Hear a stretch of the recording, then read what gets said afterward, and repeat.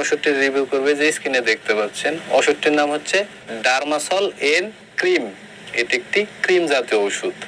আর এই ওষুধটি উৎপন্ন করেছে বাংলাদেশের সুনামধন্য ওষুধ কোম্পানি স্কয়ার ফার্মাসিউটিক্যালস লিমিটেড। এখন আসুন ডার্মাসল এন এই ক্রিমটির কার্যকারিতা কি, অর্থাৎ কোন কোন রোগের ক্ষেত্রে ওষুধটিকে ব্যবহার করা হয় সেটি আমি আপনাদের বলে দিই। তো এই ক্রিমটির কার্যকারিতা বলতে গেলে এক নম্বর যে কাজটি করে সেটি হচ্ছে একজিমা রোগের স্বল্প মেয়াদী চিকিৎসায় ওষুধটিকে ব্যবহার করা হয়। তো যে সকল রোগীদের একজিমা রোগ হয় সেই রোগ দূর করার জন্য এই ওষুধটিকে স্বল্প মেয়াদী চিকিৎসায় মানে অল্প কিছু দিনের চিকিৎসাতে এই ওষুধটিকে ব্যবহার করা হয়, অর্থাৎ এই ওষুধটি লং টাইম ব্যবহার করা যাবে না। দুই নম্বর যে কাজটি করে সেটি হচ্ছে সেকেন্ডারি ব্যাকটেরিয়া অথবা ছত্রাকজনিত ইনফেকশন আছে এরকম ধরনের সোরিয়াসিস এবং অন্যান্য প্রদাহজনিত রোগ যেখানে স্টেরয়েড ব্যবহার করার ফলেও আশানুরূপ কোনো রেজাল্ট পাওয়া যায়নি, সেই সকল রোগের ক্ষেত্রে এই ওষুধটি ব্যবহার করলে আশানুরূপ রেজাল্ট কিন্তু পাওয়া যাবে।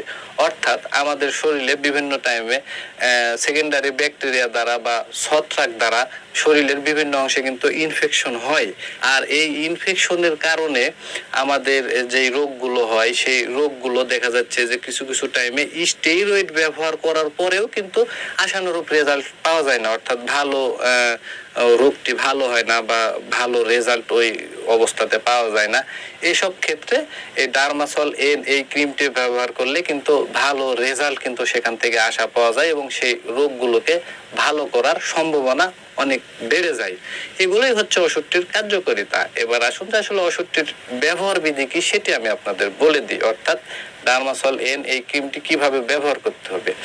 তো এই ক্রিমটির ব্যবহার বিধি বলতে গেলে আক্রান্ত স্থানে প্রতিদিন 1 থেকে 2 বার পরিমাণ মতো ক্রিম নিয়ে আক্রান্ত স্থানে লাগাতে হবে। যতক্ষণ না আশানুরূপ রেজাল্ট বা ভালো রেজাল্ট পাওয়া না যায় ততদিন ওষুধটিকে ব্যবহার করতে হবে। কিন্তু এই জায়গাতে একটি কথা মনে রাখতে হবে, সেটি হচ্ছে 4 সপ্তাহ অর্থাৎ 28 দিন থেকে 1 মাস এর বেশি কিন্তু এই ওষুধটি ব্যবহার করা যাবে না। এটি হচ্ছে ওষুধটির ব্যবহার বিধি।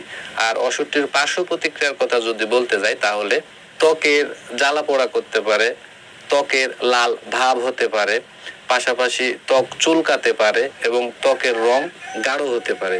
সাধারণত এগুলোই হচ্ছে ওষুধটির পার্শ্ব প্রতিক্রিয়া। এবার আসুন যে কোন কোন ক্ষেত্রে ওষুধটিকে ব্যবহার করা যাবে না সেটি আমি আপনাদের বলে দিই। তো ত্বকের ভাইরাল সংক্রমণ এবং 2 বছরের কম বয়সী শিশুদের ক্ষেত্রে এই ওষুধটি ব্যবহার করা যাবে না। পাশাপাশি এই ওষুধটির যে কোনো উপাদানের প্রতি যদি কোনো মানুষের অত্যন্ত সংবেদনশীলতা থেকে থাকে তাহলে তারা কিন্তু এই ওষুধটি ব্যবহার করতে পারবে না।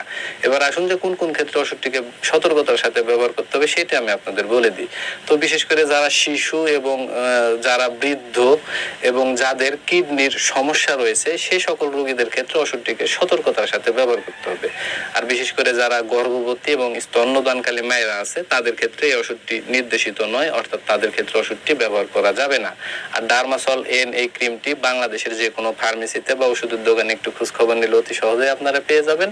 আর ওষুধটির দামের কথা যদি বলতে যাই তাহলে 25 গ্রাম একটি ডার্মাসল এন এর দাম মাত্র 90 টাকা।